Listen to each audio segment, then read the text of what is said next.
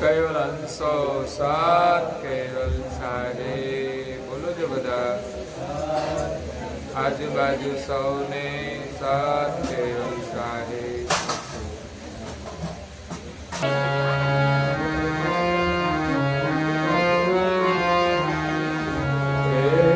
પ્રથમ હે દાસ લગોતાય ગુરુ તે લઈ તિલક તુલસી જપ માલ કરને અંગ ઊંચા ભય ચા ચિંતા ભય અંગ ઊંચા ચિંતા ભય તો દશ કાયના સહાય ઘર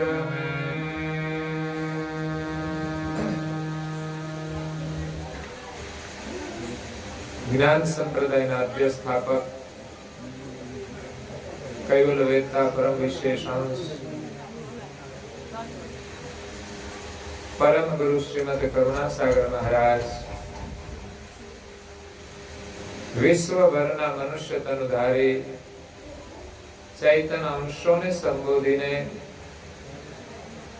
યથાર્થ જ્ઞાનનો ઉપદેશ આપતા સ્વરચિત હસ્તા લેવા ગ્રંથના 36મા અંગને વિશે ભક્તિની પ્રણાલિકાનો ઉપદેશ આપતા કહે છે કે પ્રથમ હી દાસ લઘુતાઈ ગુરુ તે લઈ તિલક તુલસી જપમાલ કરને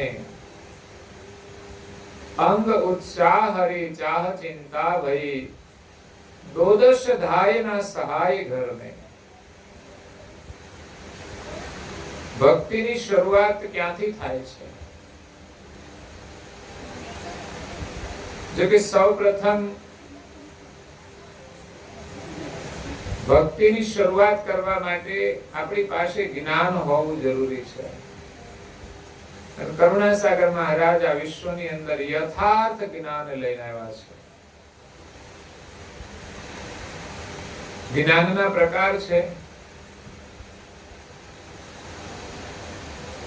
એક છે રોચક જ્ઞાન, ગમે એવું જ્ઞાન, આપણે ગમવું જોઈએ, મજા આવવી જોઈએ,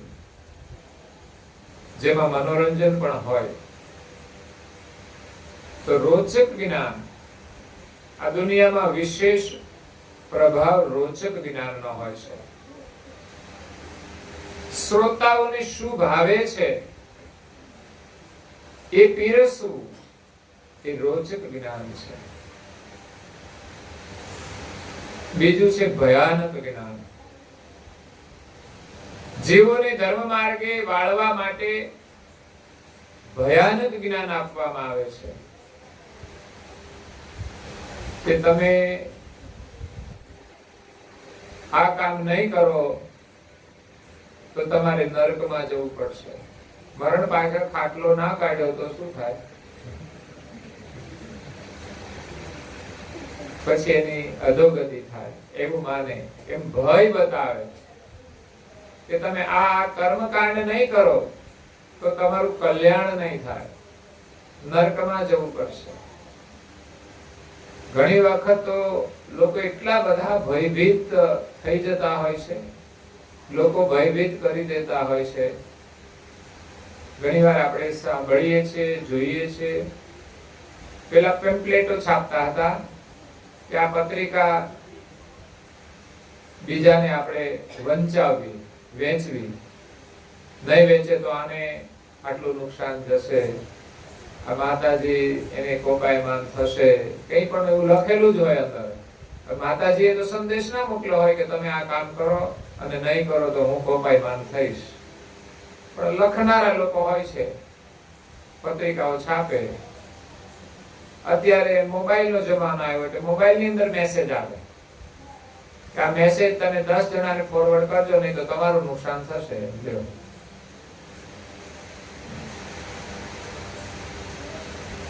ઘણા લોકો કદાચ ભયભીત થઈ જતા હોય તો કે 10 ને આપણે મોકલી દઈએ, ચાલો ફાયદો થાય કે નહીં, પણ નુકસાન તો ના જાય.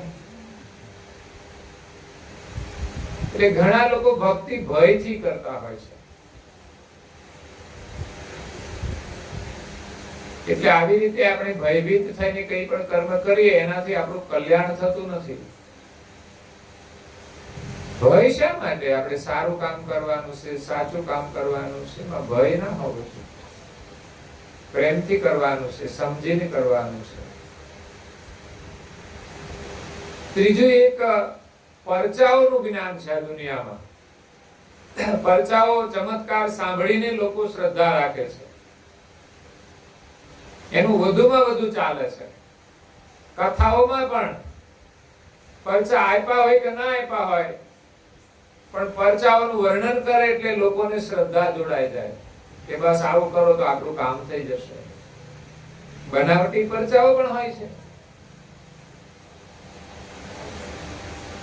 મેં સાંભળ્યું છે કે કોઈ એક ભક્ત હતા, બહુ અનન્ય ભક્ત. પછી કોઈ સંત મળ્યા એમને,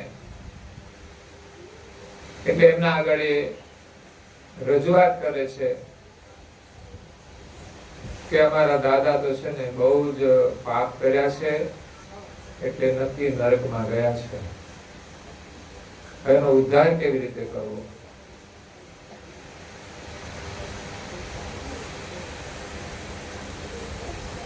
પાછળથી તો કઈ ઉદ્ધાર થતો નથી. જે ઉદ્ધાર થાય તો જીવતા થવાનો છે. પાછળ ગયા પછી કોઈ પાછળથી કઈ કર્યું હોય એનો ઉદ્ધાર થયો હોય એવું તો કઈ બનતું નથી. પણ મહાત્મા કહે છે કે તમે આટલા બધા ભક્તિભાવ વાળા છો એટલે તમારા દાદાનું કલ્યાણ થઈ જ ગયું હોય, પણ કેવી રીતે માનવું?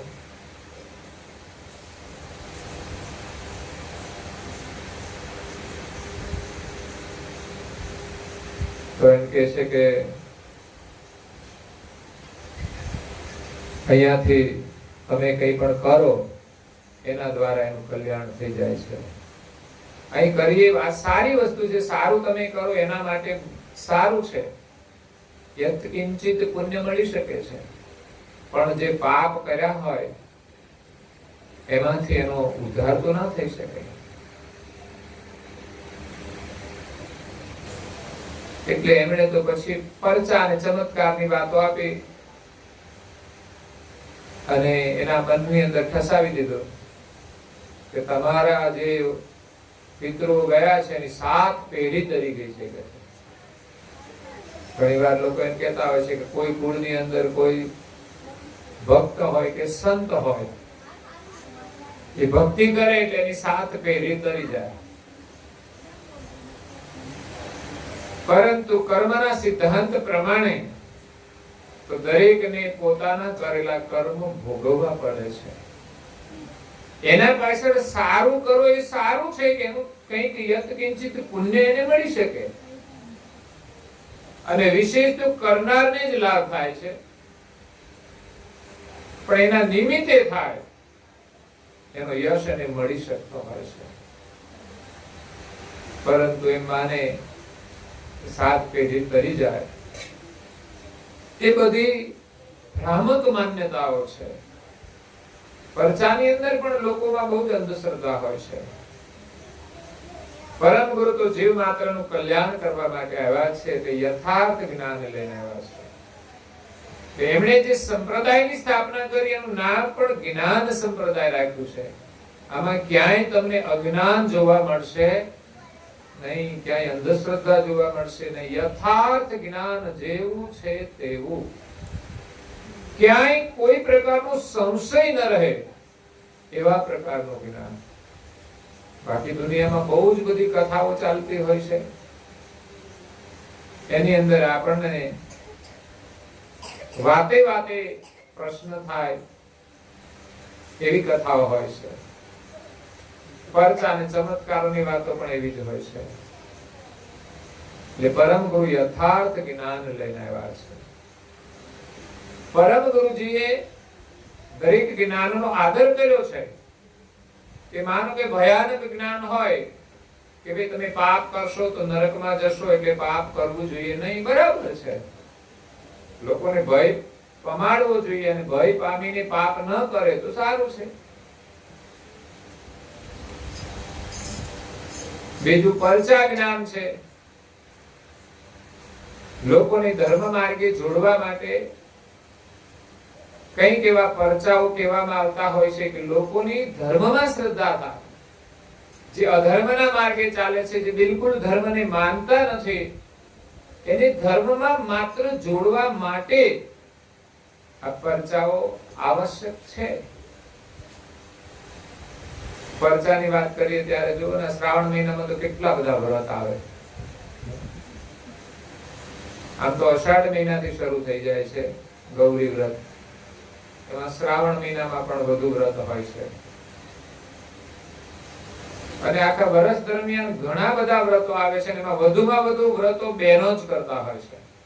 ભાઈઓને કોઈ વ્રત જ નહીં, બોલો. એનું એ જ વ્રત, ત્રણેય ટાઈમ ખાઈને મજા કરવી, એનું વ્રત છે. એને કોઈ ઉપવાસ સાથે લેવા દેવા નહીં. જે ઉપાધિ કરવી હોય બહેનો જ કરે.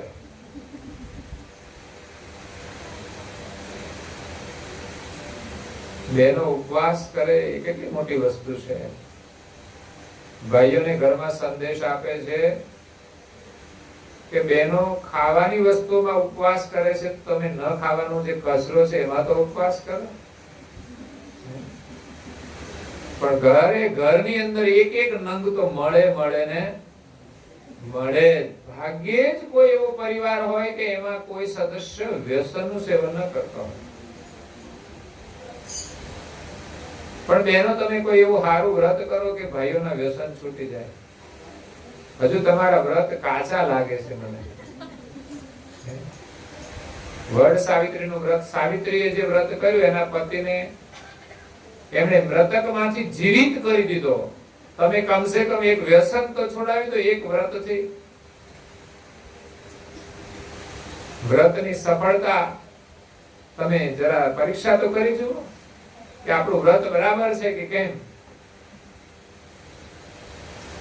કસોટી કોઈ કરતું નથી તમારા વ્રતની, તમે વ્રત તો કરો છો. ભાઈઓ પર એનો પ્રભાવ નથી પડતો.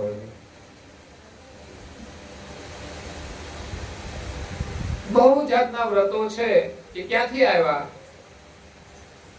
તો કે કોઈએ આ વ્રતોની ચોપડી છાપી દીધી એટલે આપણે એ વાંચીને માનીએ છીએ, સિવાય આપણે કઈ જ ખબર હોતી નથી. આ પેલું જીવંતિકા વ્રત છે તો શું કરવાનું? તો લાલ કપડા પહેરવાના. લાલ કપડા ને વ્રત ને શું સંબંધ છે? કેવો લાલ કરતા તો કાળા પહેરીને કરો ને એ સારામાં સારું વ્રત થાય. લાલમાં મોહ તો હોય જ છે. પછી તો એવા ડ્રેસ લાવી દે, એવા યુનિફોર્મ લાવી દે, એવા કેમ તો સ્પેશિયલ જીવંતિકા માટે લાવ્યા છે. આપણે ત્યાં સામાજિક રીતે પણ ઘણા બધા કલરો સમય અનુસાર પહેરતા હોય છે લોકો. કે આવો શોકનો પ્રસંગ હોય ત્યારે લોકો વિશેષ કાળા કલરના હોય, બ્લુ કલરના હોય એવા વસ્ત્રો પહેરતા હોય, અને ભાઈઓ મારે વિશેષ સફેદ વસ્ત્રો પહેરતા હોય. એનું મહત્વ છે. એટલે મોટા ભાગના વ્રતો કોઈ આસ્થા માટે છાપી દીધા એટલે આપણે માનતા થઈ ગયા.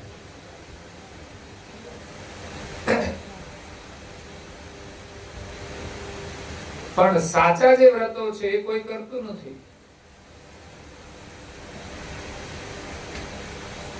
સાચા વ્રતો કયા મહાપુરુષો આપ્યા છે?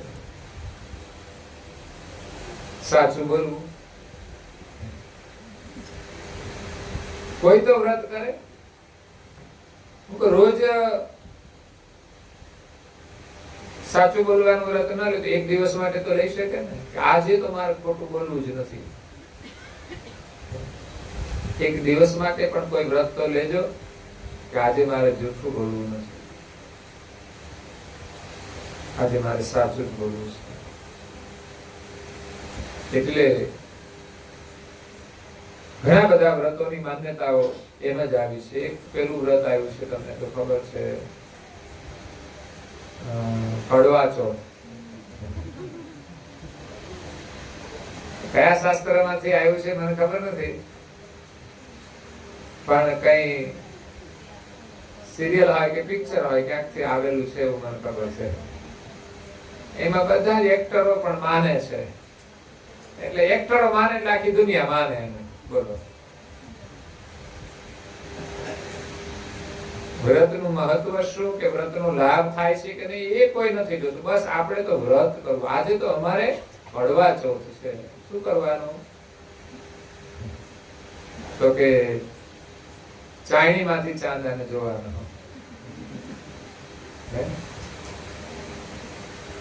અને પછી એ ચાયણીમાંથી એમના ઘરવાળાને જોવાના, એમનો ચહેરો જોવાનો. કારણ કે સૂર્યના જેવો હોય એટલે એને ચંદ્ર જેવો કરવાનો હોય. એનો અભિગમ તો એ થયો. અને કાં તો એના સામે સીધે સીધું જોવાય એવું ના હોય એટલે પછી ચાયણી રાખવી પડે. એને સમજવું જોઈએ કે ભાઈ આ લોકો આવા વ્રત કેમ કરે છે. તો ના કરવા પડે વ્રત. જેનો ચહેરો સૌમ્ય હોય એને કડવા ચોથની જરૂર જ ના પડે ને. જેના ચહેરા પર કોઈ દિવસ ગુસ્સો ના હોય એને શું કડવા ચોથની જરૂર પડે. પણ આ તો ઘરમાં જ્વાળા મૂકી હોય ઘણા, તો પછી આ કડવા ચોથના વ્રત કરવા પડતા હોય.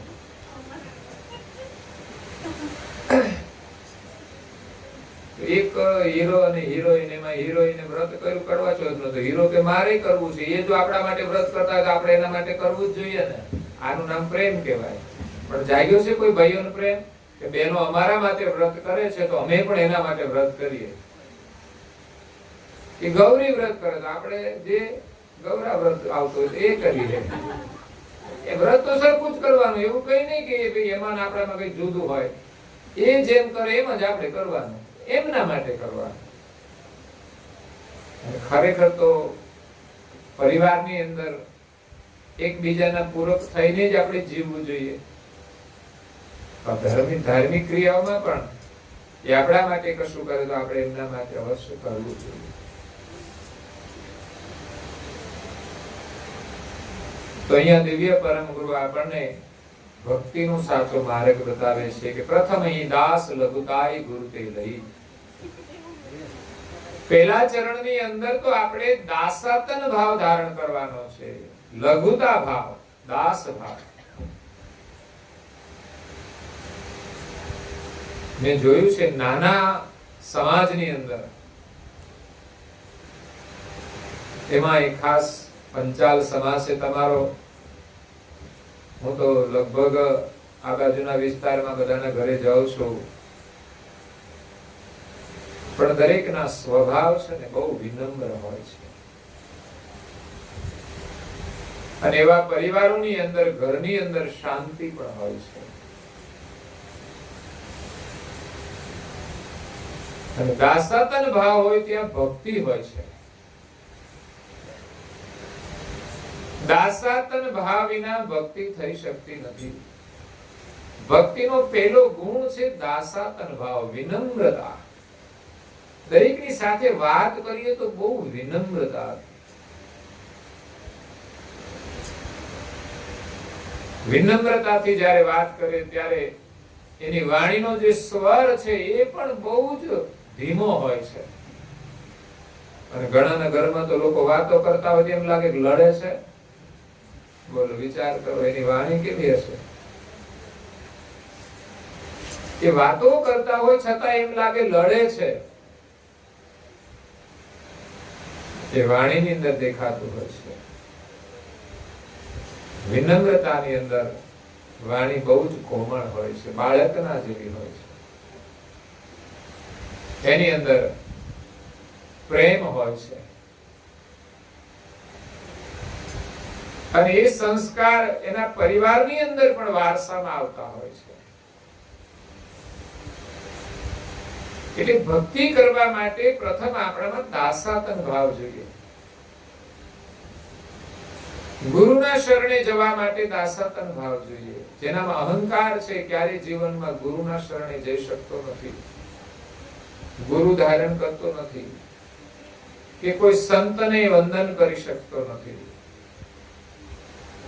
તો નમન કરવું એ પણ દાસાતન ભાવ છે. ઝૂકવું એ હાર નથી હોતી. કોઈના આગળ નમન કરવું એ દાસાતન ભાવ છે. આ જૂઠના આગળ ક્યારેય ઝૂકવું જોઈએ નહીં, પણ સત્યના આગળ આપણે ઝૂકવાનું છે.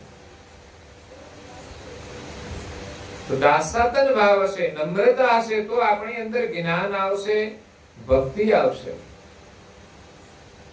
આપણે ત્યાં પેલા કુવા હતા, કુવાની અંદર આપણે પાણી ભરીએ તો કુવાના કાંઠે કઈ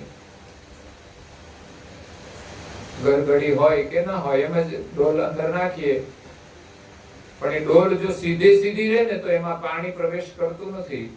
પણ એ ડોલ જો ત્રાસી થાય અને નમે તો એની અંદર પાણી પ્રવેશ કરે છે. એમ આપણે નમીને ચાલીશું. ઘરમાં પરિવારના સભ્યો સાથે પણ આપણે નમીને ચાલવાનું છે. એકબીજાનો આદર કરવાનો છે. વડીલો નાના બાળકોને વિનમ્રતાથી બોલાવતા હોય છે, તો પછી નાના લોકોએ પણ વડીલોનો આદર કરવો જોઈએ. કારણ કે સમય થોડો બદલાયો છે એટલે ક્રમ ઉલટો થઈ ગયો છે. નાનું બાળક એકદમ નાનું હોય ત્યારે પણ આપણે એને બહુ જ પ્રેમથી રાખતા હોઈએ છીએ, જેમ કહે તેમ. મોટું થાય તો પણ એની સાથે આપણે નમ્રતાથી જ વ્યવહાર કરીએ છીએ. પણ બાળક નાનું હોય ત્યારે તો આપણી સાથે નમ્રતાથી વ્યવહાર કરે છે, લાગણી રાખે છે, પ્રેમ રાખે છે. પણ ધીમે ધીમે મોટું થતું જાય, યુવાન થઈ જાય, પછી એની અંદર અહંકૃતિઓ આવતી હોય છે. વડીલો પ્રત્યેનો જે આદર છે, સન્માન છે, એ ધીમે ધીમે ભૂલતો જાય છે. પછી એ થોડો મોટો થતો જાય છે, ઘરમાં પણ મોટો થઈ જાય એટલે હુકમશાહી ચલાવે, તો માતા પિતાને પણ હુકમ કરી દેતા હોય છે. ભલે આપણે ગમે તેટલું કમાતા હોઈએ, ગમે તેટલા આગળ જતા રહીએ, બહારના ક્ષેત્રની અંદર આપણે હુકમ ચલાવતા હોઈએ, મોટું શાસન હોય તો હુકમ પણ ચલાવતા હોય, પણ એ હુકમ ઘરમાં આવીને ચલાવવો ના જોઈએ. ઘણી જગ્યાએ નથી ચાલતું. ઘણા મોટા ઓફિસર હોય, પોલીસ અફસર હોય, એ બહાર તો રોપ જમાવતા હોય, પણ ઘરે આવે તો એમના પત્ની આગળ કઈ રોપ ચાલે, ત્યાં તો એનો રોપ ચાલતા હોય. એવું બનતું હોય છે. પણ ઘણા અક્કડ લોકો છે, એ ઘરમાં પણ તાનાશાહી કરતા હોય છે. ઘણી બહેનો પરેશાન પણ હોય છે. આવા લોકો સાથે એનું જોડાણ થયું હોય તો હેરાન પણ થતા હોય છે. ઘણા મા બાપ પણ દુખી થાય છે.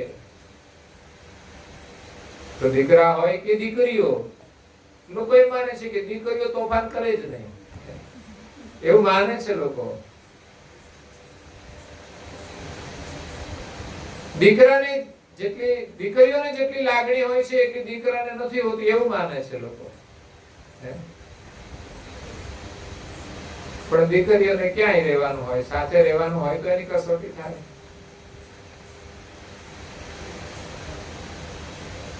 હા, બહેનોની અંદર લાગણી તો પ્રધાન હોય છે, ભાઈઓ કરતા વિશેષ. છતાં પણ આપણે એની વિશેષતા નહીં આપીએ, કારણ કે ઘણીવાર સમસ્યાઓનું કારણ બહેનો પણ બનતા હોય છે. એના પિયરમાં ના બને પણ સાસરીમાં તો બને.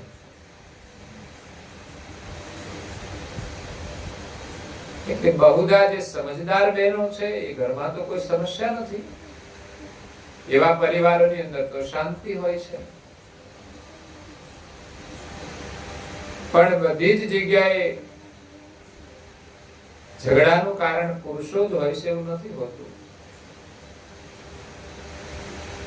જે મા બાપ વૃદ્ધાશ્રમમાં છે, એમના છોકરાઓ એમને મોકલ્યા હશે, એ છોકરાઓ જ મોકલ્યા હશે એવું નથી. કદાચ એમાં એમના ધર્મપત્ની પણ કારણભૂત હશે, દીકરાની કદાચ મજબૂરી પણ હશે. એટલે આજે રક્ષાબંધનનો એક સરસ સંદેશ હતો, કદાચ તમારા બધા પાસે પણ આવ્યો હશે મોબાઈલમાં, કારણ કે ફરતા હોય તો બધે ફરે. કારણ કે ઘણા લોકોને ફોરવર્ડ કરવાનું જ કામ હોય છે, જે આવે ફોરવર્ડ જ કરો. આવા જે બધું, જે કચરો હોય તો કચરો, જે હોય બધું જવા જ દે, બધું જ ફોરવર્ડ કરતા હોય છે. જ્યારે અમે મેસેજ હોય, કાં તો અમારા જ મેસેજ હોય, કાં તો એમ લાગે કે આ સારો ને જરૂરી મેસેજ છે, ઉપયોગી છે, તો જ મોકલવાનો. બાકી કચરો ઘણી વાર આવી જતો હોય, પણ એને પછી એક બાજુ મૂકી દેવાનો કે બધું બહુ ફેરવો નથી કચરો. તો આજે રક્ષાબંધનનો તહેવાર છે, બહુ સુંદર તહેવાર છે. આપણી ભારતની સંસ્કૃતિની અંદર આવા અનેક તહેવારો છે જે એક સંસ્કારની વિરાસત છે, અને એનો આપણને લાભ પણ છે, એનું આપણને ગૌરવ છે. એ દિવસે કામકાજ છોડીને જાહેર રજાઓ પણ હોય છે, ત્યારે બધા એકબીજાને પ્રેમથી મળે છે.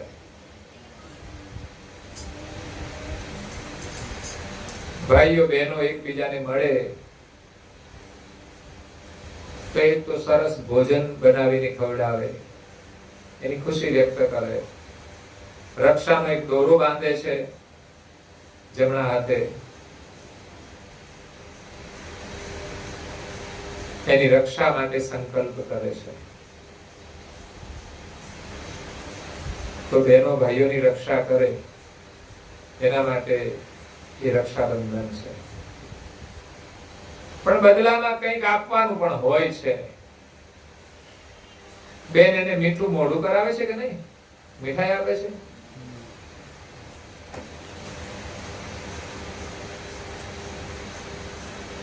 તો મીઠાઈનો આદર ભાઈએ કરવો જોઈએ,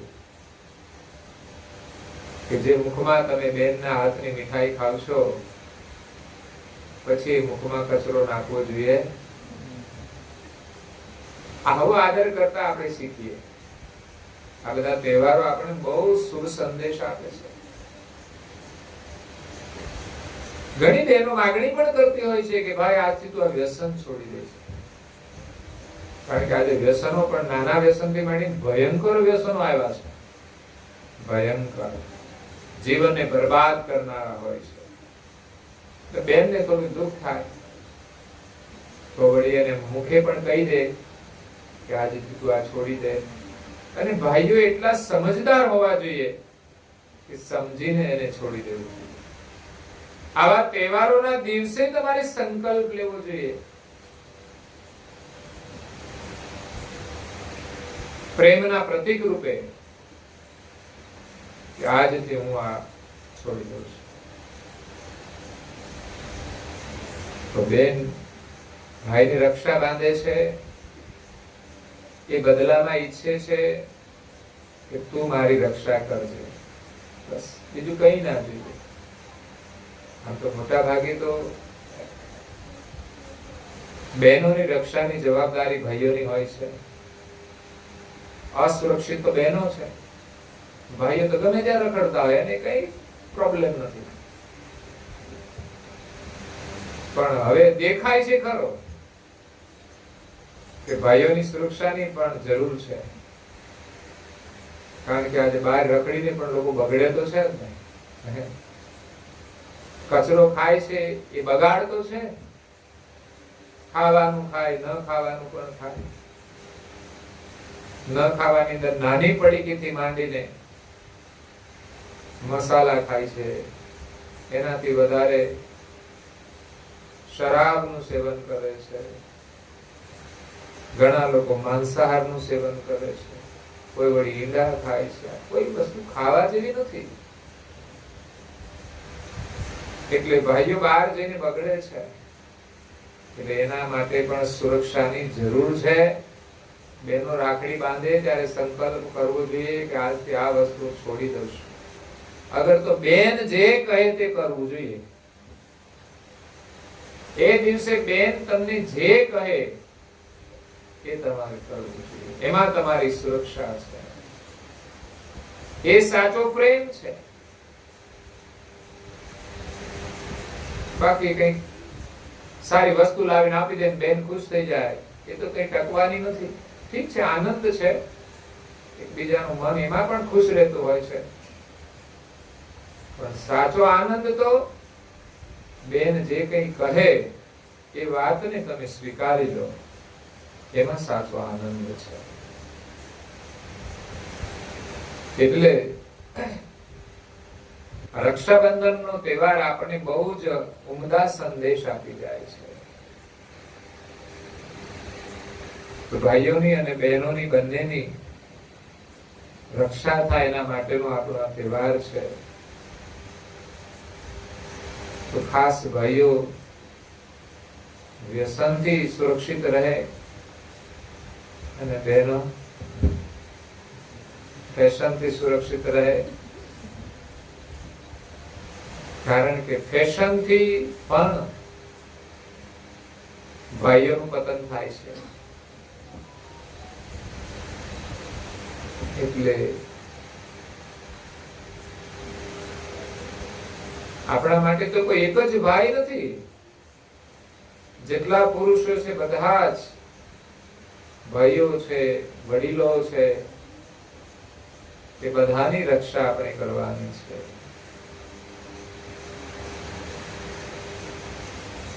એ આપણી રક્ષાબંધન છે. રક્ષાબંધન સાથે અનેક તહેવારો જોડાયેલા છે, અનેક પ્રસંગો જોડાયેલા છે, પણ વિશેષ અત્યારે ભાઈ અને બહેનના પ્રતીક રૂપે રક્ષાબંધનનો તહેવાર ઉજવવામાં આવે છે.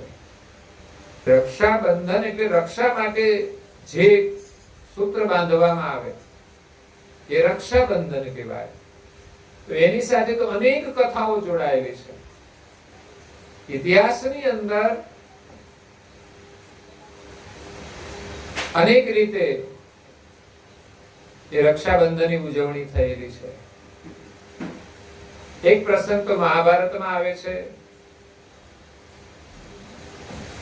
કે મહાભારતના યુદ્ધ પહેલા શ્રી કૃષ્ણએ શિશુપાલ સાથે યુદ્ધ કર્યું.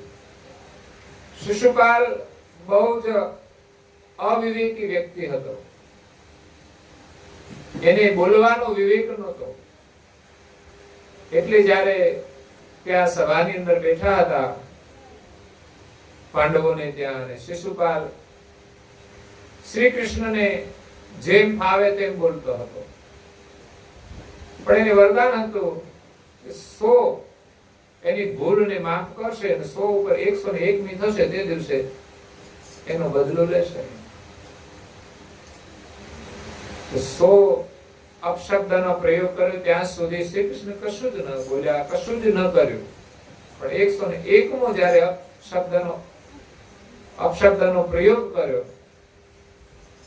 પછી શ્રી કૃષ્ણએ સુદર્શન ચક્ર લીધું અને એનું ગળું ધડથી જુદું કરી દીધું, મસ્તક ધડથી જુદું કરી નાખ્યું. પણ એમ ઇતિહાસ કહે છે કે એ સુદર્શન ચક્ર એમ ચલાવતા તો એને આવડતું જ હોય ને, કે ભૂલ થોડા ખાય. પણ એ ક્યાંક ભૂલ થઈ કે એને કઈક આંગળીની ઈજા થઈ ગઈ. એ જે આંગળી ઉપર ચલાવતા હોય એમાં લોહી નીકળ્યું. એટલે એ સમયે દ્રૌપદી ત્યાં હાજર હતી. એમના પ્રત્યે એમની લાગણી હતી તો તરત એ દોડી અને શ્રી કૃષ્ણને પાટો બાંધી દીધો. એ પાટો શાનો બાંધ્યો હતો? એ કઈ ઘરમાં શોધવા નથી કે ગાલો શ્રી કૃષ્ણને પાટો બાંધો છે, લાવો કોઈ નીકળી ગયેલો લીરો હોય તો, કાપડનો કોઈ લીરો હોય તો લાવો બાંધી દો. નહીં, સહેજે વાર ને લગાડી એમણે જે કિંમતી સાડી પહેરી હતી એનો છેડો ફાડીને એમણે પાટો બાંધી દીધો. આવી બહેનો છે કોઈ?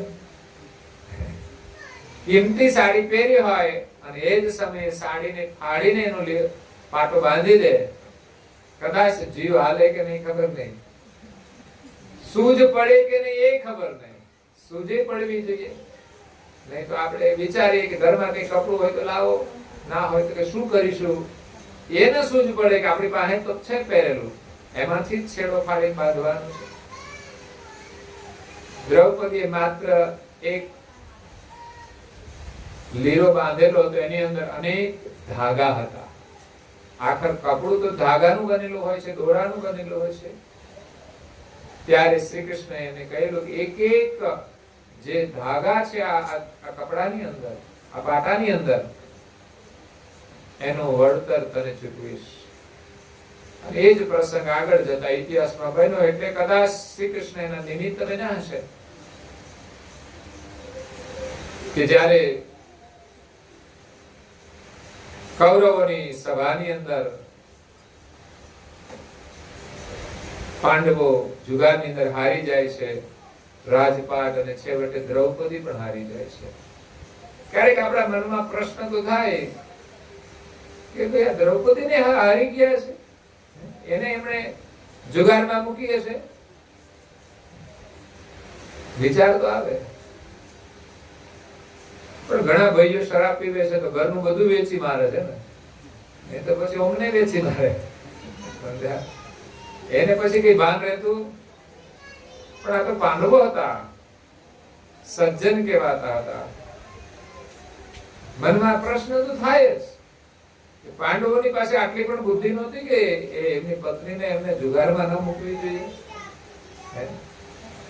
જુગાર તો દુઃખનું કારણ છે, સંપત્તિ તો હારી જાય.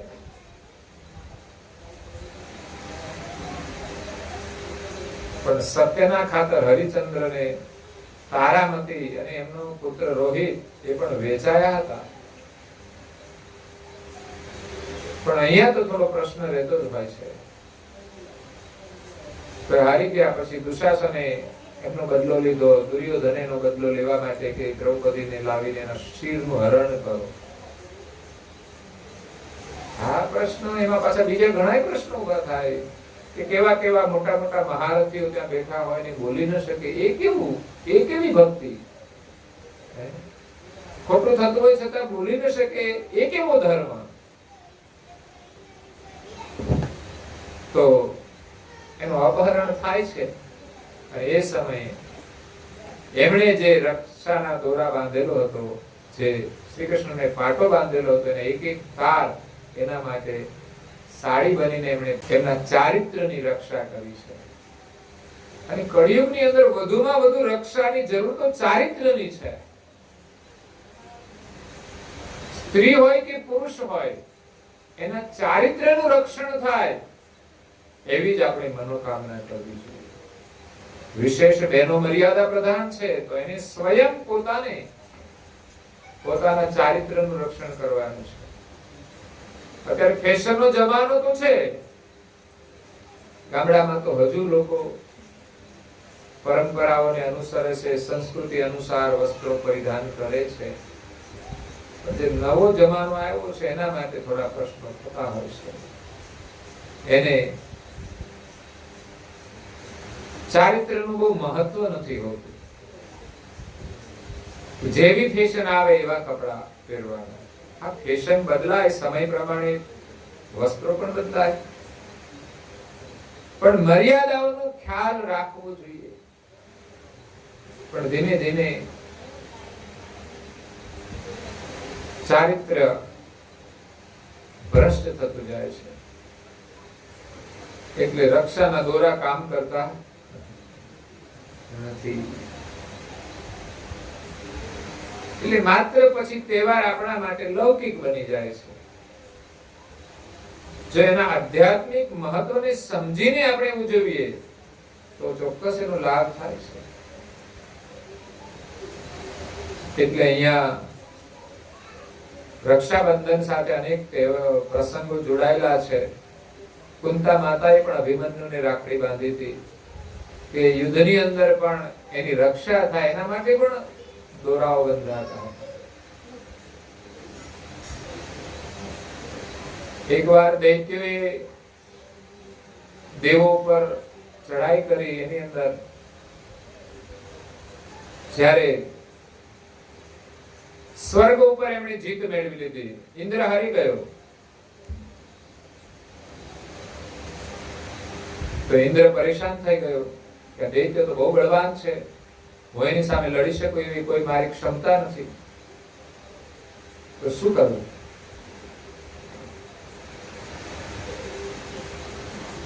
ત્યારે વિષ્ણુ પાસે જાય છે અને સાથે સાથે ઇન્દ્રની પત્ની હતી સચી, એ પણ સાથે હોય છે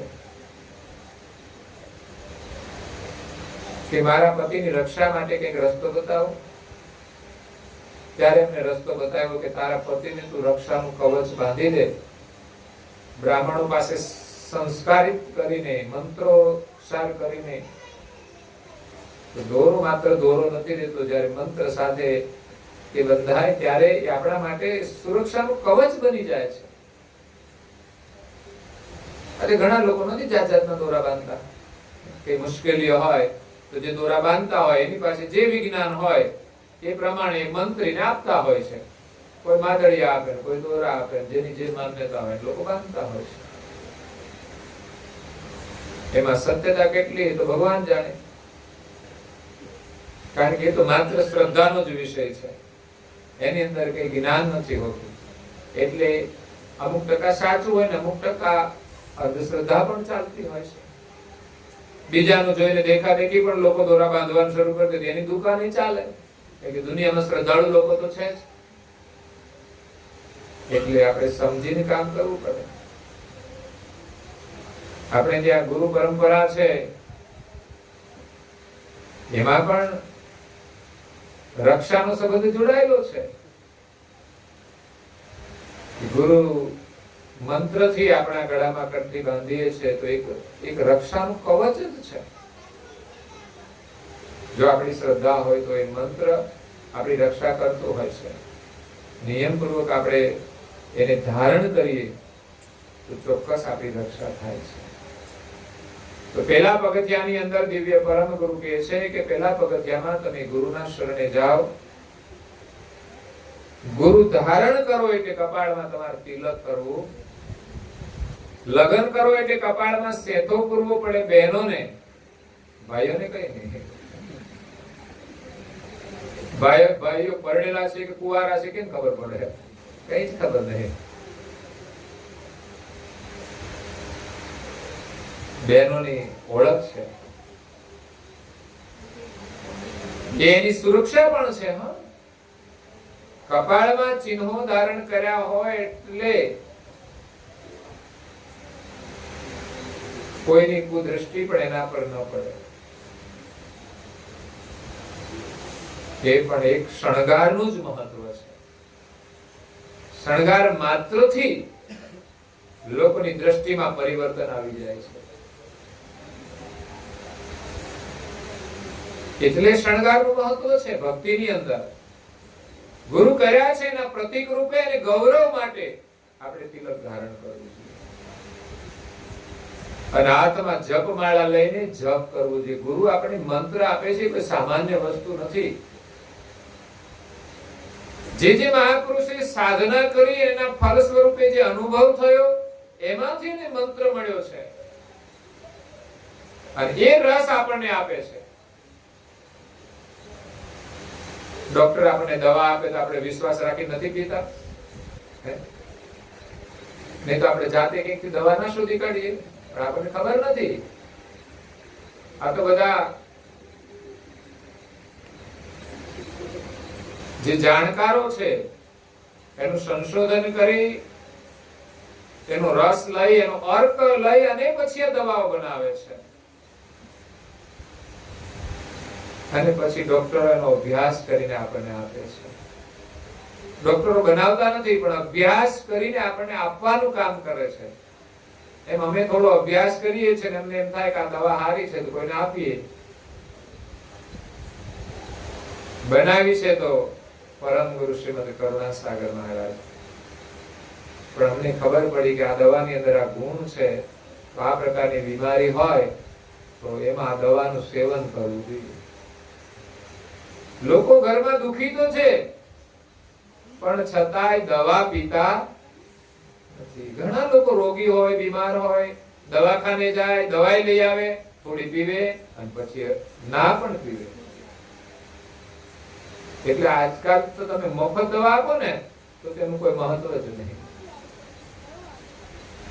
મોટા ભાગે આયુર્વેદની દવાઓ આપણને ઘણીવાર મફત મળે ને, તો ઘણા લોકો આયુર્વેદિક કેમ્પમાં જાય, દવાઓ લઈ આવે, ઘરે જાય, 2-4 દિવસ 5 દિવસ પીવે ને પછી પડી જ જાય. એમના મહિનો 2 મહિના પછી ફેંકી દે. તો પીવી ન હોય તો આપણે લાવવી ન જોઈએ. અને મફતમાં નિદાન કરે તો ટ્રાફિક જામ થઈ જાય. કેમ તો મફતમાં જ નિદાન કરે. હાલો જઈએ તો ખરા, બતાવી તો લઈએ શું કહે છે. એટલે પરમ ગુરુના શરણે આપણે જઈને આપણું નિદાન કરવાનું છે એના જ્ઞાન દ્વારા, અને પછી દવાનું સેવન કરવાનું છે. એમાં પેલો મલમ લગાવે છે કપાળમાં, તિલક કરવાનું. ઘણી દવા મલમના રૂપમાં આવે છે, બહારથી લગાવવાની પણ આવતી હોય છે. એમ આ એક બહારની દવા છે. પછી એવું નહીં માત્ર બહારની દવાથી જ કામ થઈ જાય, ભીતરની દવા પણ લેવી પડે. એ પ્રધાન છે મંત્રનો જપ. જે જે ઋષિમુનિઓ મહાન થયા છે ને એ બધા મંત્ર જાપ ના અનુષ્ઠાનથી જ થયા છે. એમની મંત્રમાં શ્રદ્ધા હતી, એ નિરંતર જપ કરતા હતા. એટલે આપણને પરમ ગુરુએ પેલી 2 આજ્ઞા આપી છે. પહેલા પગથિયાની અંદર તિલક કરજો અને મંત્રનો જપ કરજો. અંગ ઉત્સાહ હરી ચાહ ચિંતા ભઈ. અંગની અંદર ઉમંગ જોઈએ ભક્તિ કરવા માટે. જેવો ઉમંગ લગ્ન કરવાનો હોય છે ને, કેટલો ઉમંગ હોય, કેટલી તૈયારી હોય ધામધૂમથી. લગ્ન થયા પછી તો 16 શણગાર સજીને લોકો ફરતા હોય. નવા દિવસોની વાત છે. જે શણગાર ખરીદ્યા હોય, જે વસ્ત્રો હોય નવા, બધા જ આભૂષણો ધારણ કરે તો એનું જીવન કેટલું આનંદિત હોય છે. જિંદગીભર એવી જ રીતે તમે જીવો તો કેટલું આનંદમાં જીવન જાય. પણ નવા દિવસો હોય ત્યાં સુધી હોય બધું, પછી તો કઈ મેળ પડે.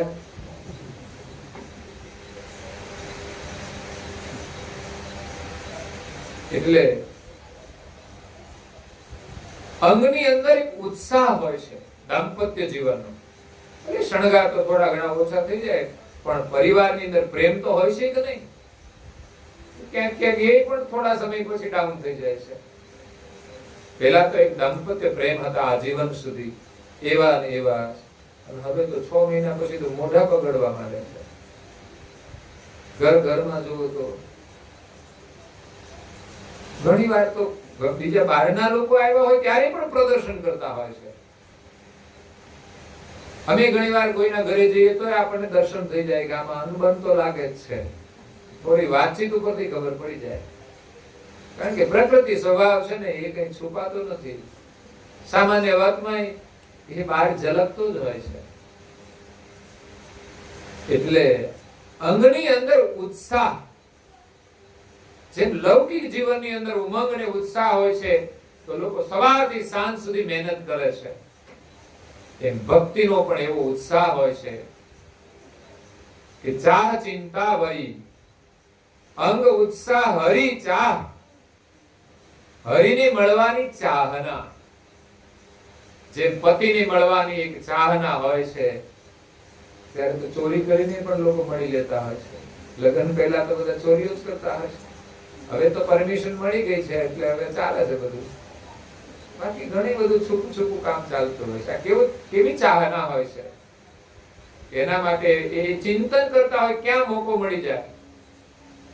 ભક્તિ પણ એવી રીતે કરવાની છે. સંસારમાં ક્યાંથી મોકો મળી જાય, થોડો સમય મળી જાય, ચોરી છુપી કરીને પણ આપણે, ચોરી છુપી એટલે કોઈ ખોટું કામ નહીં, પણ સમયની પણ એક ચોરી હોય છે કે આપણે જે કામ કરીએ છીએ એમાંથી થોડો સમયનો ઉપયોગ કરીને આપણે પ્રભુનું સ્મરણ કરી લઈએ. તો અંગ ઉત્સાહ હરિ ચાહ ચિંતા વહી. અને હરિને મળવાની ચાહના હોય એટલે મનમાં સ્વાભાવિક ચિંતા પણ થાય.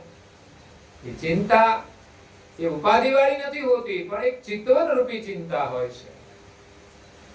પરમાત્માને પામવા છે તો એમ જ તો મળવાના નથી, કંઈક તો કરવું પડશે ને. આપણે સવારમાં વહેલા ઉઠવું પડશે, મંત્ર જપ કરવો પડશે, ઉપવાસ કરવો પડશે. તો ઉપવાસમાં પણ કષ્ટ તો છે જ, ભક્તિની અંદર પણ કષ્ટ તો આવે છે. પણ જેની શ્રદ્ધા જોડાઈ જાય છે ને વ્રત લે છે, એ ભૂખ્યા રહીને પણ એ વ્રત કરે છે. એવા તો કઈ પ્રકારના વ્રત હોય છે, કઈ પ્રકારના કષ્ટ હોય છે. ઘણા લોકો ચાલતા ચાલતા કઈ સુધી જતા હોય છે, બીમાર થઈ જાય એવા થઈ જાય, ચાલતા ચાલતા પગની અંદર ફોલ્લા પડી જતા હોય. પણ શ્રદ્ધા કેવી છે કે કષ્ટ વેઠીને પણ માણસ સાધના કરે છે. તો સાંસારિક જીવનમાં પણ લોકોને કેટલા કષ્ટ આવે છે જીવનમાં, એ કષ્ટનો સામનો કરીને પણ જીવન પસાર કરે છે. કારણ કે અંદર એક દાંપત્ય જીવનનો ઉત્સાહ છે, પરિવારનો એક પ્રેમ છે. બાકી સુખ તો કઈ મળતું નથી, છતાં પણ પરિવારનો જે પ્રેમ છે ને સુખ છે. સુવિધાની સગવડ ન મળે એમાં તો કષ્ટ હોય છે. લોકો બહુ જ મહેનત ને મજૂરી કરે છે, રાત દિવસ દોડે છે, ત્યારે જીવન નિર્વાહ થાય છે. આપણને અમીર લોકો તો સુખી હશે ને, પણ એ કઈ શાંતિથી બેસતા તો નથી ને. મહેનત તો દરેક લોકો કરે છે પોતાના પ્રમાણમાં, ટેન્શન લઈને ફરતા હોય છે. મોટા લોકોને ઉપાધિ મોટી હોય, પાછી નાના લોકોને ઉપાધિ નાની હોય. મોટા લોકોનો નફો જાજો હોય અને નુકસાન થાય ત્યારે ખોટ પણ જાજી હોય, અને નાના લોકોને નફો થોડો હોય એમ નુકસાન પણ થોડું હોય છે. એટલે સુખમાં પણ એવું જ છે. મોટા લોકોને ત્યાં સુખ મોટું હોય તો દુઃખ કેવું આવે, એ પણ મોટું જ આવતું હશે ને. અને નાના લોકોને ત્યાં સુખ નાનું હોય પણ દુઃખ નાના નાના જ હોય એને ત્યાં. એટલે બહુ ચિંતા ના હોય. તો હરિને મળવાની ચિંતા છે. દોદશ દાયના સહાય કરમે. જ્યારે ગુરુનું શરણ મળે ને પછી ચારે બાજુ દોડતા નથી ક્યાંય અંધશ્રદ્ધામાં, અજ્ઞાનતામાં.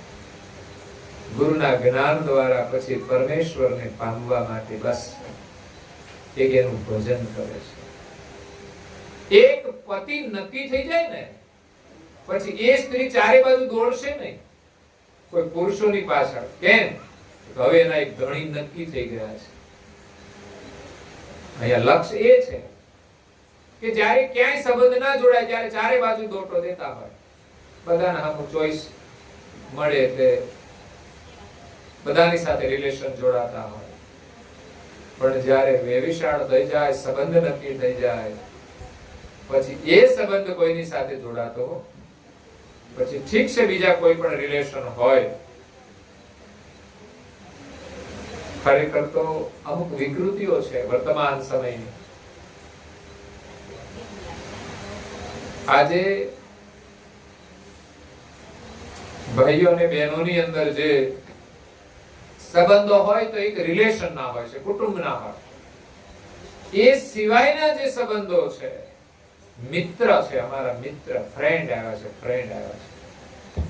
નવા જમાનામાં જે ફ્રેન્ડ થયા છે ને એમાં વિકૃતિ આવે છે, કારણ કે ફ્રેન્ડ શબ્દ અંગ્રેજી છે અને અંગ્રેજી કલ્ચરની અંદર બહુ વિકૃતિઓ છે. ગુજરાતી શબ્દમાં મિત્ર હતો અને બહેનોની અંદર શું હતું? બહેનો એમ નતા કહેતા કે મારા મિત્ર છે, પણ શું કહેતા હતા? બહેનોના રિલેશન હોય એને શું કહે? બહેનપણી કહે. આ સંબંધો ની અંદર મર્યાદાઓ હતી. હવે શબ્દ આવ્યા ફ્રેન્ડ, અને એની અંદર વિકૃતિ આવી છે બોયફ્રેન્ડ ને ગર્લફ્રેન્ડ.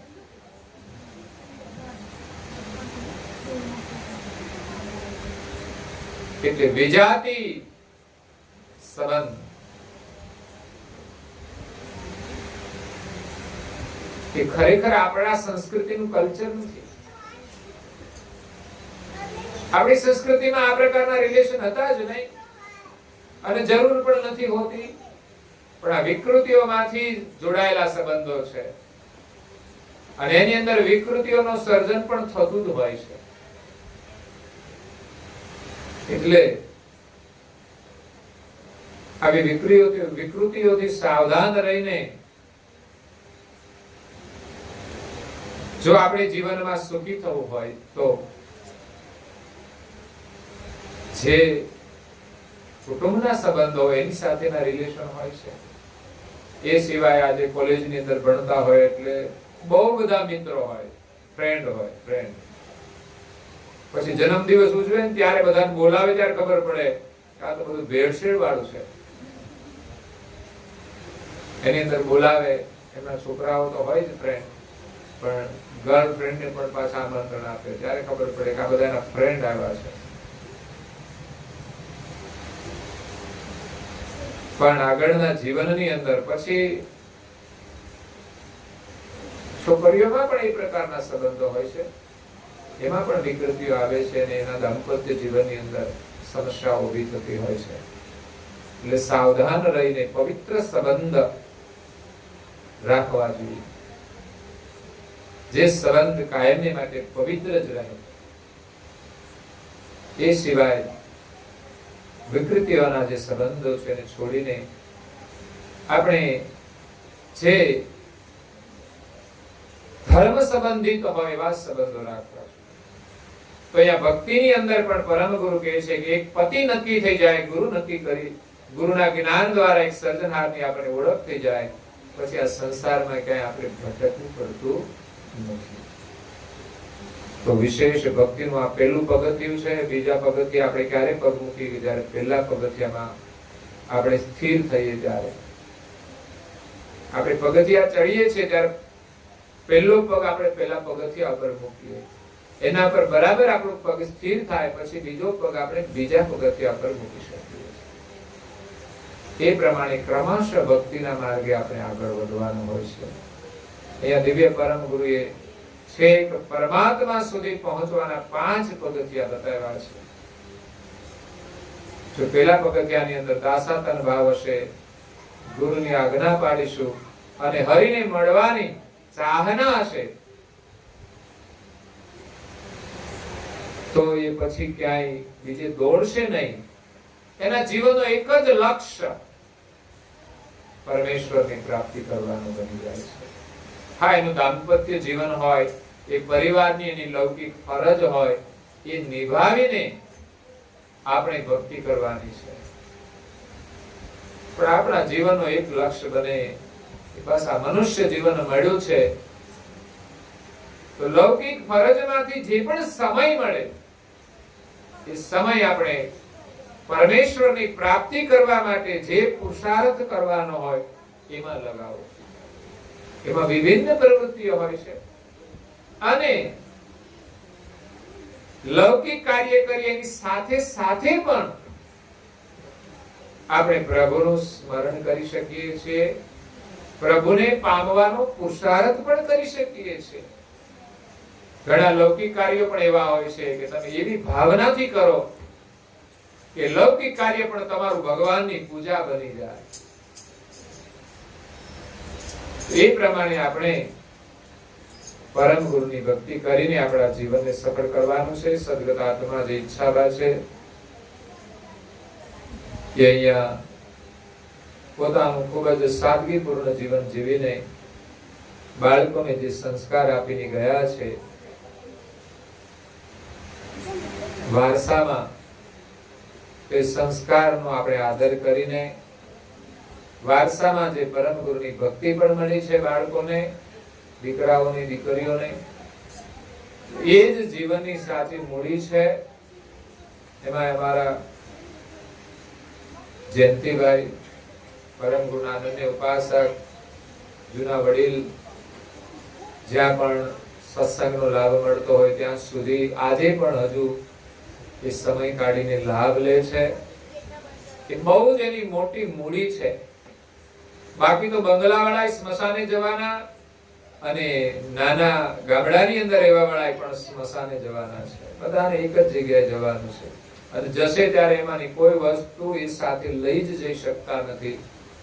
એટલે આ શરીર છોડીને જાય ત્યારે એનું કોઈ મહત્વ રહેતું નથી.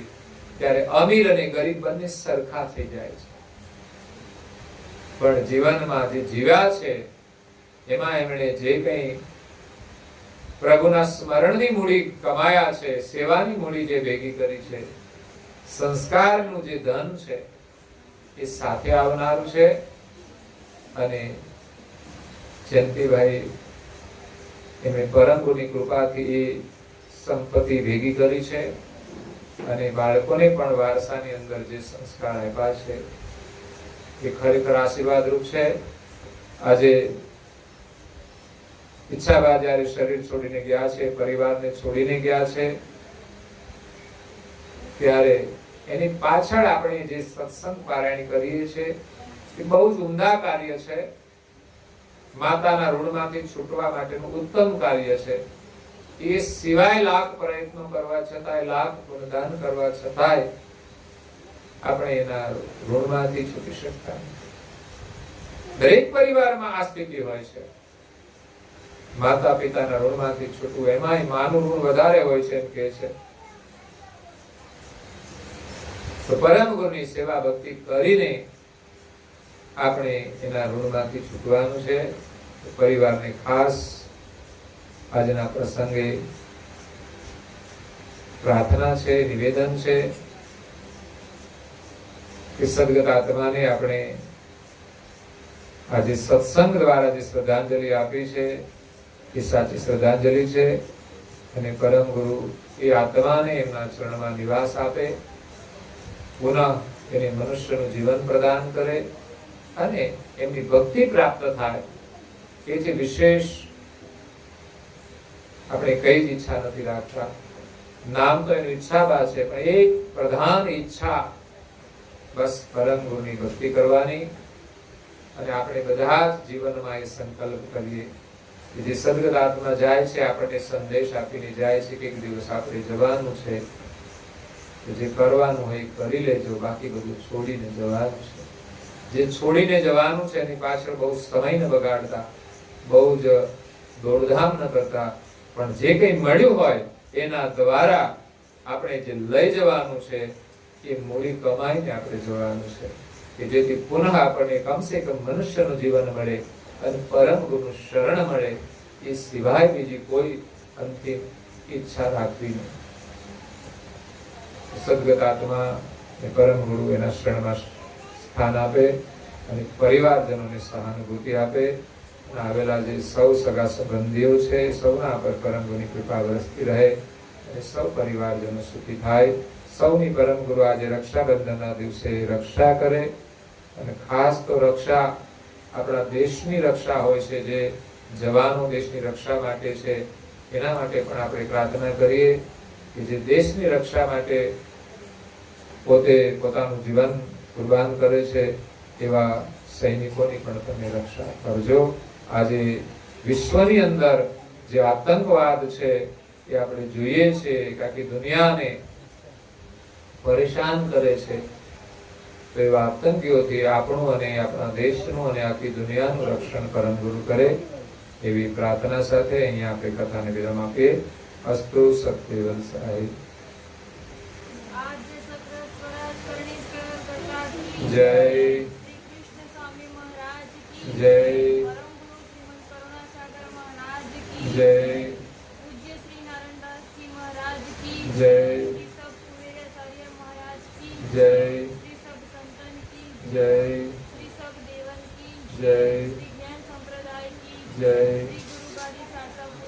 जय जय कथा सत्संग पूर्णावती का केवल साहेब 3 વાર વંદન કરીશું બધા.